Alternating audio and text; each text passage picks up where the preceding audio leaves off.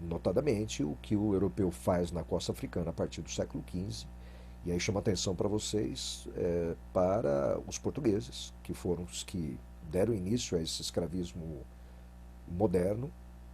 Eles estão à procura de riquezas. Quais riquezas? Todas as riquezas. Não é? Até curioso como é que há o, não é?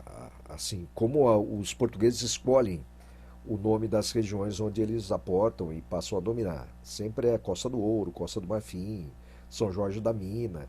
Mas eles estão um pouco se importando com o que tem ali, né? Em termos de desenvolvimento, em termos de dinâmica social. O que o olhar, né, do português procura é o quê? Riqueza, para explorar o que o olhar do europeu, de uma maneira geral, não só do português. Vai procurar, então, portanto, essa riqueza.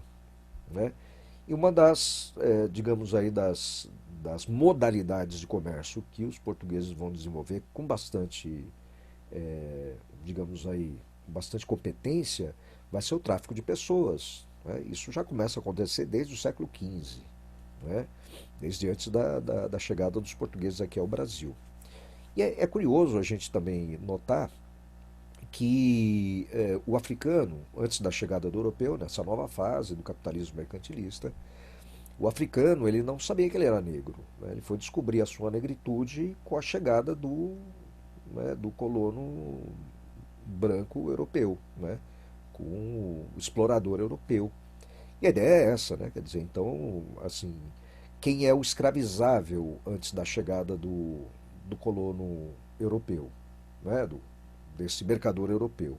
O escravizável era o que? O inimigo da tribo vizinha, que entrou em guerra contra a minha, né? Perdeu, e aí uma parte dos seus guerreiros são levados como prisioneiros, quase um tributo pós-guerra. Não é? Como eu falei para vocês, isso não se converte num sistema produtivo.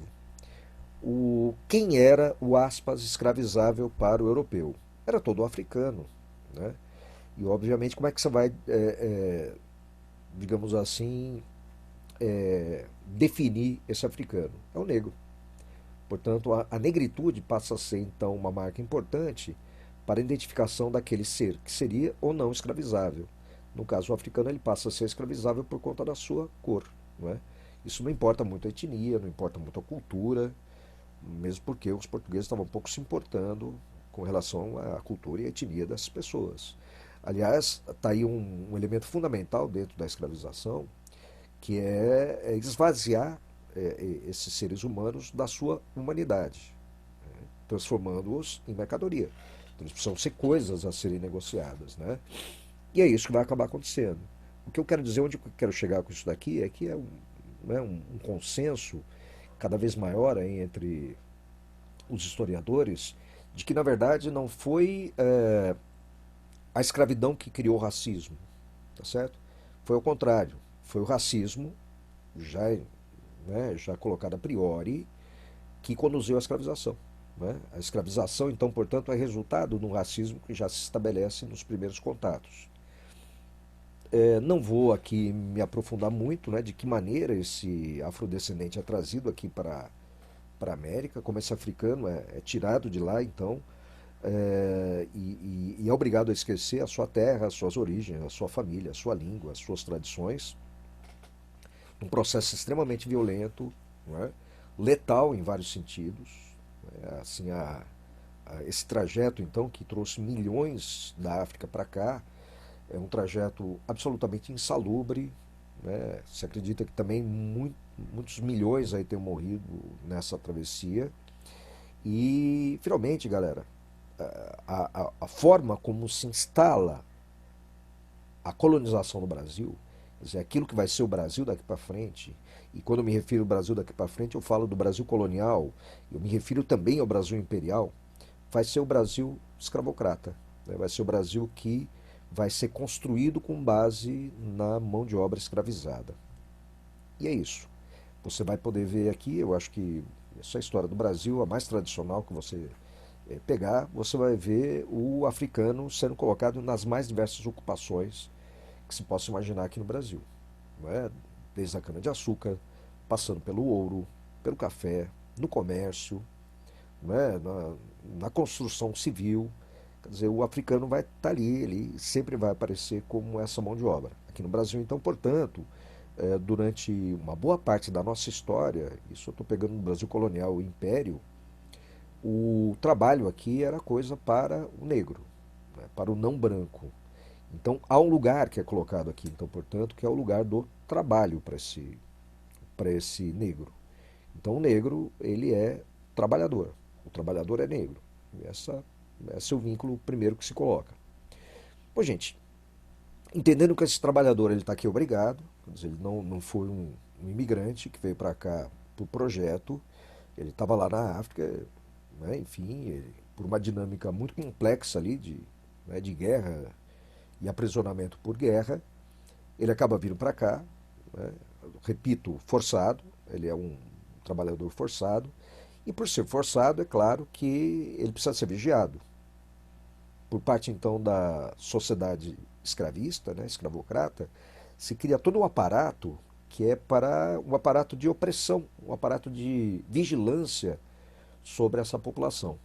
Então aí você vai ter, né, ao longo de esses quase 400 anos da história da escravização aqui no Brasil, dois tipos de trabalhadores negros, né? Aquele que é o trabalhador que aceita a sua sina, é um cara que sim, ele sabe, aspas, o seu lugar, é um conformado, ele nasceu assim e sempre foi assim, ele entende que é alguma coisa já dada, né? Claro que sempre o cristianismo vai ajudar bastante nisso. E há um outro trabalhador escravizado que é aquele cara que não vai aceitar isso. Ele vai achar que isso é uma injustiça e ele vai lutar contra isso. Curiosamente, os dois eles são vigiados. O segundo é punido, o segundo é ameaçado. O segundo, inclusive, até muitas vezes ele é morto, exatamente por conta da sua postura. Isso não quer dizer que o outro seja absorvido pela sociedade, né? Esse outro trabalhador, o braçal, que, aspas, sabe o seu lugar, que não se rebela, é o trabalhador que continua sendo vigiado, continua sendo desprezado, e a ele é dado apenas um lugar, que é o lugar do trabalho, tá certo? E assim, gente, nessa dicotomia entre senhores e escravos, inclusive com a montagem de um pesado aparato policial e jurídico, não é? Seja ele num foro privado ou num foro público, né? Seja com o capataz, o capitão do mato, ou com o próprio policial, não é? E o juiz no foro público, o que se tem aí sobre essa população de afrodescendentes é a vigilância. É uma parte da população que precisa ser controlada. E galera, infelizmente, esse legado ele acabou, claro, de alguma maneira influenciando diretamente a ideia da historiografia. Perceba que a história mais tradicional, e a gente, né, trabalha lamentavelmente ainda no ensino fundamental e médio, com a visão da história mais tradicional possível. Nessa história tradicional aparece a história do Brasil contada a partir da perspectiva do senhor branco. Quem escreve a história aqui do Brasil é geralmente o homem idoso, né, com mais idade, rico, proprietário de alguma maneira, né, e que vai escrever, vai fazer a sua narrativa, o seu ponto de vista. É esse personagem que aparece na história. Outros personagens não aparecem. Perceba que eles só aparecem quando é contestação.